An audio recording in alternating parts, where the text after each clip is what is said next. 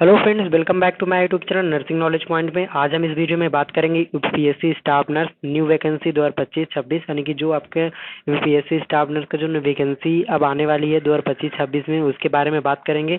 और हम जानेंगे कि आपका जो वैकेंसीज है वो कब आने वाला है, और आपकी जो वैकेंसी आने वाली है उसमें एज लिमिट क्या रखा जाएगा, सिलेबस क्या रखा जाएगा, क्वालिफिकेशन क्या रहने वाला है, और आपका जो एग्ज़ाम पेपर होता है आपका यूपीएससी स्टाफ नर्स का उसमें कितने नंबर का होता है, और क्वेश्चन कितने नंबर का, कौन कौन सा क्वेश्चन होना चाहिए, और किस किस सिलेबस का है, और किस बुक से आप तैयारी करें।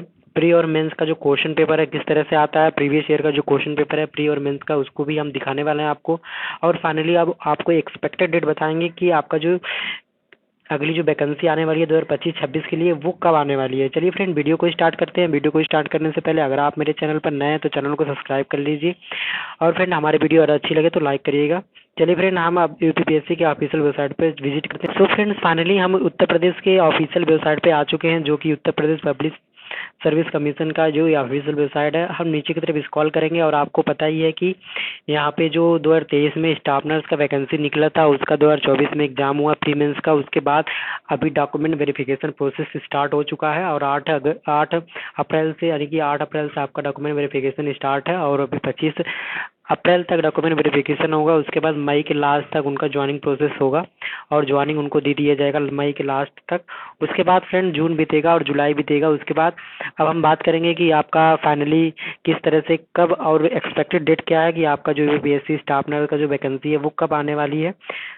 तो फ्रेंड्स, अभी फुल नोटिफिकेशन या शॉर्ट नोटिफिकेशन जारी नहीं किया गया है, और पहले हम पता करेंगे कि इसका एक्सपेक्टेड डेट क्या होने वाला है। तो फ्रेंड पहले नीचे की तरफ स्क्रॉल करेंगे।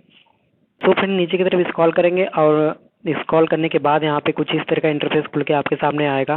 नीचे की तरफ स्क्रॉल करने पे, काफ़ी स्क्रॉल करने पे आपको यहाँ पे आ जाएगा कि यूपीएससी कैलेंडर 2025। अभी यूपीएससी का जो एग्ज़ाम कैलेंडर होता है 1 साल के लिए जारी किया जाता है। इसमें सारे एग्ज़ाम्स के नोटिस और एग्ज़ाम कब करवाया जाएगा इसका इसमें डिटेल मेंशन होता है। तो आप इसे डाउनलोड करेंगे, हम भी इसको डाउनलोड कर ले रहे हैं, और इसमें देखेंगे कि आपका एक्सपेक्टेड डेट क्या होने वाला है। सो फ्रेंड, फाइनली हमने उस कैलेंडर को डाउनलोड कर लिया, और इसमें आप देख सकते हैं कि अभी यूपीएससी स्टाफ नर्स यूनानी का मुख्य परीक्षा का एग्ज़ाम हुआ है। उसके बाद आयुर्वेद का हुआ है। उसके बाद इसमें जितने भी सम्मिलित किए हैं परीक्षा जितने भी हैं, वो जिस एग्ज़ाम को जिस डेट पे प्रस्तावित हैं उस डेट पे होते हैं। और जो हम आप फ्रेंड बात करेंगे आरक्षित, इसमें जो आरक्षित सीटें छोड़ी गई, यानी कि जो आरक्षित डेट छोड़े गए इसी पे जो एग्ज़ाम्स नियुक्त कराना होता है यूपीएससी को, तो वो इसी आरक्षित डेट पे करवाता है। तो फ्रेंड्स, हम एक्सपेक्टेड डेट की बात करें तो नीचे की तरफ स्क्रॉल करेंगे, और अभी आपका डॉक्यूमेंट वेरिफिकेशन चल रहा है 2023 का स्टाफ नर्स का। तो अभी तो आपका वैकेंसीज अभी तो मई तक नहीं आने वाली है। उसके बाद हम बात करेंगे कि कब आने वाली है। तो फ्रेंड्स, यहाँ पे बात करेंगे जैसे कि हम पहले पिछले वैकेंसीज के बारे में बात करेंगे जो यूपीएससी स्टाफ नर्स 2023 का आया था। तो फ्रेंड पहले हम आपको उस नोटिफिकेशन को दिखाते हैं एक बार। उसके बाद आपको ऑलरेडी एक्सपेक्टेड डेट पता चल जाएगा कि आपका वैकेंसीज कब आने वाली है। तो फ्रेंड्स, ये है हमारा जो Uttar Pradesh public service commission द्वारा 2023 में स्टाफ नर्स मेल फीमेल का एग्ज़ाम हुआ था, और ये नोटिफिकेशन जारी हुआ था।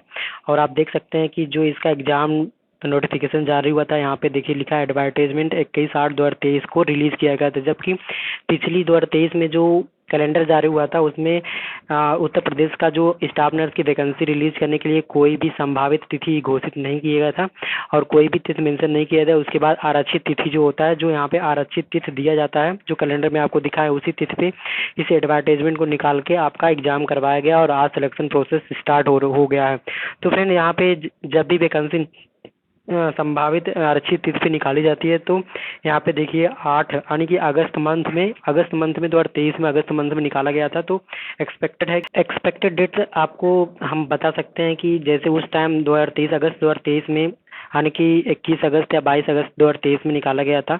तो इस हिसाब से अभी यहाँ अगस्त में आप देख सकते हैं एक ही तिथि मेंशन है कि आरक्षित में रखा गया कि 10 अगस्त 2025 को या दिन रविवार को प्रस्तावित यानी कि आरक्षित छोड़ा गया। उसके बाद हो सकता है कि आपको एक पहले भी नोटिफिकेशन मिल सकता है 27/7 में, या फिर थोड़ा और नीचे की तरफ देखेंगे तो आरक्षित छोड़ा गया है। जैसे कि यहाँ पे नीचे की तरफ है, जैसे 5/10/2025 यानी कि 5 अक्टूबर 2025 का आरक्षित तिथि छोड़ा गया था। इन आरक्षित तिथियों में आपका जरूर नोटिफिकेशन आ जाएगा। यूपीएससी स्टाफ नर्स 2025-26 का जो नोटिफिकेशन है जरूर आएगा, और यही एक्सपेक्टेड डेट है कि आपका जो अगस्त या फिर अक्टूबर या सितंबर में आपका एग्जाम का नोटिफिकेशन आ जाएगा, फॉर्म फिल स्टार्ट हो जाएंगे। तो जहाँ तक उम्मीद है वो अगस्त में आने वाली है, और 8 अगस्त को ही आ सकती है या 10 अगस्त को आ सकती है। आपकी परीक्षा का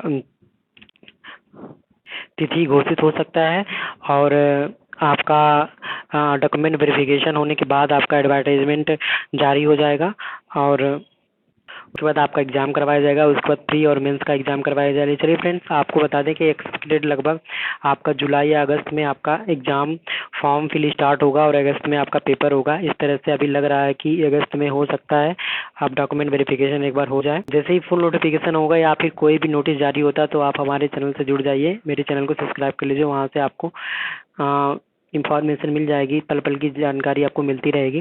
चलिए फ्रेंड्स, अब हम बात करेंगे एज लिमिट, क्वालिफिकेशन और सिलेबस के बारे में। तो फ्रेंड, हम 2023 के जो एडवर्टाइजमेंट है उसके अकॉर्डिंग आपको बता देंगे कि आपको कैसे एज लिमिट क्या रखा जाता है इसका, और क्या पे स्किल्स है। तो पे स्किल्स आपको पता है कि लेवल 7 के अंदर आपकी सैलरी रहेगी, और यानी कि 44,900 से लेके 1,42,000 तक आपकी सैलरी रहेगी। जैसे कि आप यहाँ पे दे सकते हैं कि यहाँ पे रखा गया आपका सैलरी के बारे में बताया गया है 2023 के नोटिफिकेशन में, कि आपकी जो सैलरी है वो 44,900 से लेके 1,42,000 तक की सैलरी रहेगी। उसके बाद नीचे की तरफ देखेंगे, एज लिमिट के बारे में जानेंगे।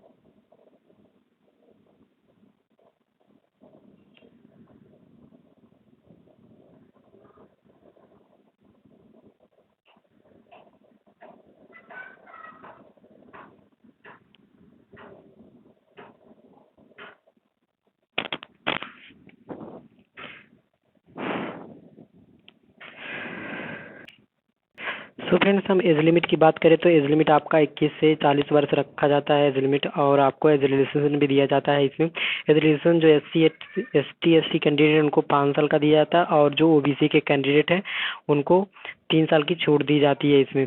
और फ्रेंड्स, हम बात करें एलिजिबिलिटी क्राइटेरिया यानी कि क्वालिफिकेशन के बारे में, तो क्वालिफिकेशन के बारे में आपको हम बता सकते हैं कि क्वालिफिकेशन जो है आपका वो यहाँ पे मेल की और फीमेल की थोड़ा ही अलग अलग है। जैसे कि आप देख सकते हैं यहाँ पे मेल की दिया गया है, और हम दिखा सकते हैं आपको कि मेल का जो है आपके पास हाई स्कूल और इंटर साइंस साइड से होना चाहिए, और आपके पास डिप्लोमा या डिग्री यानी कि आपने GNM किया है या तो BSc नर्सिंग किया है तो आप इस फॉर्म के लिए एलिजिबल हैं। उसके बाद Uttar Pradesh Indian nursing council यानी कि आपके पास उत्तर प्रदेश नर्सिंग काउंसिल का रजिस्ट्रेशन होना अनिवार्य है। अभी आप अदर स्टेट से हैं तो आप फॉर्म भर सकते हैं, लेकिन फॉर्म भरने के बाद जब भी डॉक्यूमेंट वेरिफिकेशन होगा तभी आपको उत्तर प्रदेश इन रजिस्ट्रेशन काउंसिल का रजिस्ट्रेशन आपके पास होना चाहिए। इसे अनिवार्य एक कंपलसरी है कि आपके पास उत्तर प्रदेश का रजिस्ट्रेशन होना चाहिए। अभी फॉर्म फिल करते वक्त कोई प्रॉब्लम नहीं होगा, लेकिन जैसे ही डॉक्यूमेंट वेरिफिकेशन स्टार्ट होगा रिजल्ट आने के बाद वो आपको यहाँ यूपी में आपको करवाना पड़ेगा अपना रजिस्ट्रेशन यूपी में करवाना पड़ेगा। आप किसी भी स्टेट के रजिस्ट्रेशन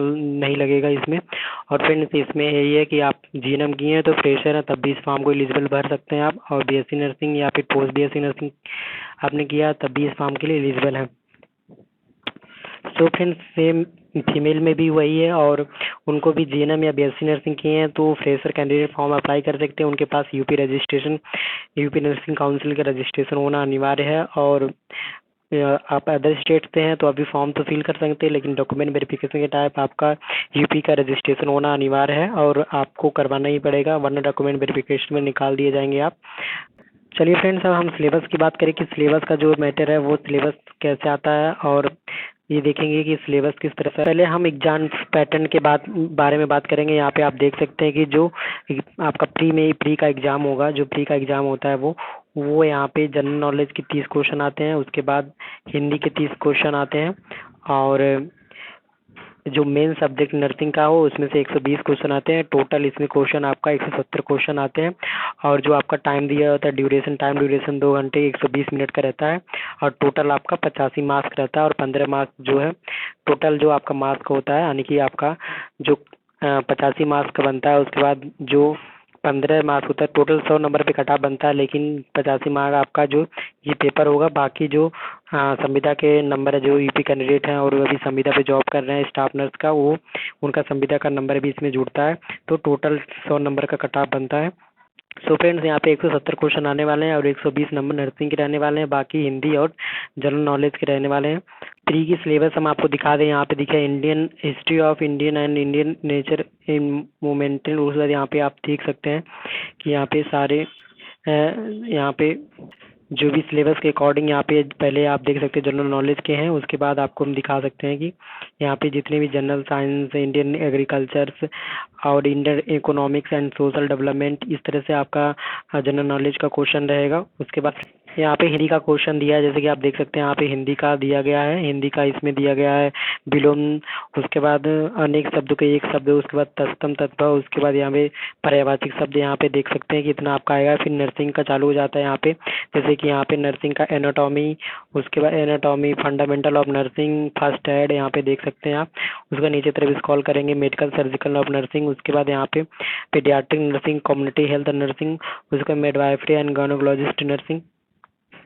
इस तरह से आपका सिलेबस रहेगा, आप सिलेबस देख लेंगे। उसके बाद पेडियाट्रिक नर्सिंग है, उसके बाद डिसीज एंड चिल्ड्रन, उसके बाद नीचे की तरफ देखेंगे और भी इसके भी सिलेबस देख सकते हैं आप। प्रोफेशनल ट्रेड एंड एडजस्टमेंट, और यहाँ पे माइक्रोबायोलॉजी दिया गया है, उसके बाद साइकोलॉजी, सोशोलॉजी और सोशल सिक्योरिटी। इस तरह से आपका पूरा सिलेबस यहाँ पे दिया है। पर्सनल हाइजीन, इन्वायरमेंटल हाइजीन, उसके बाद यहाँ पे देगा वाटर, वेस्ट, एयर, उसके बाद कंप्यूटर इन नर्सिंग, कंप्यूटर का नर्सिंग में क्या महत्व है वो भी यहाँ पे पढ़ना है आपको। सो फ्रेंड्स, आप सिलेबस देख लेंगे, और सिलेबस आपको चाहिए तो आपको हमारे चैनल पे व्हाट्सएप ग्रुप का लिंक पड़ा हुआ, वहाँ पे ज्वाइन करके आपको हमारे व्हाट्सएप ग्रुप पे मेरा ये सिलेबस आपको मिल जाएगा पूरा। आप वहाँ से ज्वाइन करके सिलेबस को ले। बाकी फिर मुख्य परीक्षा की बात करें, मुख्य परीक्षा का 85 अंक का पेपर होता है। जब आपका कट ऑफ जारी हो जाएगा, उसके बाद जब आप ये वाला पेपर दे देंगे, उसके बाद आपका रिजल्ट जारी होगा, यानी कि जितने कैंडिडेट पेपर दिए होंगे उसके 15 गुना, यानी कि जितना भी वैकेंसी होगा उतना उसके 15 गुना का कैंडिडेट को शॉर्ट लिस्टेड किया जाता है। उसके बाद शॉर्ट लिस्टेड करने के बाद फिर उनको मेंस में बैठाया जाता है, और मेंस में जो है आपका जो परीक्षा में जो भी आपने जीएनएम या बीएससी नर्सिंग किया है उसके जितने भी 3 ईयर में जो आपको पढ़ाया गया है नर्सिंग का, उससे रिकॉर्डिंग आपकी नर्सिंग विषय से आती है। इसमें मुख्य परीक्षा में आपको लिखित परीक्षा कराई जाती है, समय 3 घंटा का देता है इसमें भी, और समय 3 घंटे की इसमें दिया जाएगा। उसमें खंड है और खंड बे में रहेंगे। फ्रेंड्स, जब मुख्य परीक्षा की बारी आएगी तो हम आपको और डिटेल से एक नई वीडियो में बताएंगे कि आपको मुख्य परीक्षा का प्रिपरेशन किस तरह से करना है और मुख्य परीक्षा में कैसे कैसे क्वेश्चन आते हैं। बाकी फ्रेंड्स, अब हम प्रीवियस ईयर की बात करें तो फ्रेंड हम शॉर्टली प्रीवियस ईयर के क्वेश्चन पेपर आपको दिखा दे रहे हैं। सो फ्रेंड्स, ये आपको दिखा सकते हैं कि जो प्रीवियस ईयर का 2017 में जो नर्सिंग का पेपर हुआ था प्री का, स्टाफ नर्स यूपीपीएससी में स्टाफ नर्स प्री का पेपर हुआ था, वो ये पेपर था। और देख लीजिए आप पेपर को, पेपर इस तरह से आपका आएगा टोटल। उसके बाद आपका इसमें नर्सिंग है, जी जनरल नॉलेज है, करंट अफेयर्स है, हिंदीज है, और भी इसमें जो भी है सारे डिटेल इसमें मेंशन किया गया है। आपको हम सिलेबस इस तरह से सिलेबस आता है, यहाँ पे देख सकते हैं आप। यहाँ पे पूछा गया कि सिस्टोलिक और डिस्टोलिक रक्तचाप के अंतर को क्या कहते हैं। तो इस तरह का क्वेश्चन आपके सामने क्वेश्चन में आएंगे और प्रीवियस ईयर के जितने भी क्वेश्चन पेपर है आपको हम नए वीडियो के माध्यम से आपको पूरा सॉल्व करवा देंगे, जल्द से जल्द सॉल्व करवा देंगे। आपका जो जितने भी कैंडिडेट को सिलेबस ये यानी कि प्रीवियस ईयर क्वेश्चन पेपर चाहिए वो हमारे चैनल को सब्सक्राइब कर ले और वहाँ पे आपको चैनल के माध्यम से आपको प्रीवियस ईयर क्वेश्चन पेपर का सारा डिटेल्स आपको मिल जाएगा और आपको प्रीवियस ईयर क्वेश्चन पेपर भी सॉल्व करवा देंगे। बाकी फ्रेंड्स ये प्रीवियस ईयर 2021 का जो पेपर है 21 में जो करवाया गया था वो इसका ही पेपर है, आप देख सकते हैं। उसके बाद फ्रेंड्स आपको हम एक यूपीएससी स्टाफ नर्स मेंस का जो पेपर हुआ था वो भी दिखा सकते हैं। आपको देख लीजिए आप, ये यूपीएससी स्टाफ नर्स मेंस का पेपर हुआ था और इसमें सिलेबस आप देख सकते हैं कि अंतःस्रावी और बृहस्रावी ग्रंथियों के बीच में अंतर बनाए राष्ट्रीय टीकाकरण, राष्ट्रीय इम्यूनाइजेशन के बारे में पूछा गया था। उसके बाद यहाँ पे दिया है कि बैरियर ऑफ कम्युनिकेशन के बारे में पूछा गया था। उसके बाद यहाँ फ्रैक्चर के बारे में पूछा गया था, आप देख सकते हैं। और यहाँ लिखा रहा नर्सिंग में कंप्यूटर का महत्व है, ये बताना था आपको। उसके बाद यहाँ पे स्वास्थ्य मूल्यांकन यानी कि मेथड ऑफ हेल्थ असेसमेंट पूछा गया था यहाँ पे। उसके बाद पैथोलॉजिकल एंड आपको एक्सप्लेन करना था, आप देख लेंगे इस तरह से आपको क्वेश्चन आता है। बाकी आपको हर 2017 से लेके 2024 तक जितने भी स्टाफ नर्स मुख्य परीक्षा और प्री का परीक्षा हुआ आपको हम वीडियो के माध्यम से सारा पेपर सॉल्व करवा देंगे प्रीवियस ईयर का। और जो भी डाउट्स है वो हमें कमेंट बॉक्स में आप लिख सकते हैं। फ्रेंड्स हमारी वीडियो अच्छी लगी तो प्लीज़ वीडियो को लाइक करिए और चैनल को सब्सक्राइब, और कोई भी डाउट्स हो तो ज़रूर कमेंट बॉक्स में लिखिए। Thank you friends.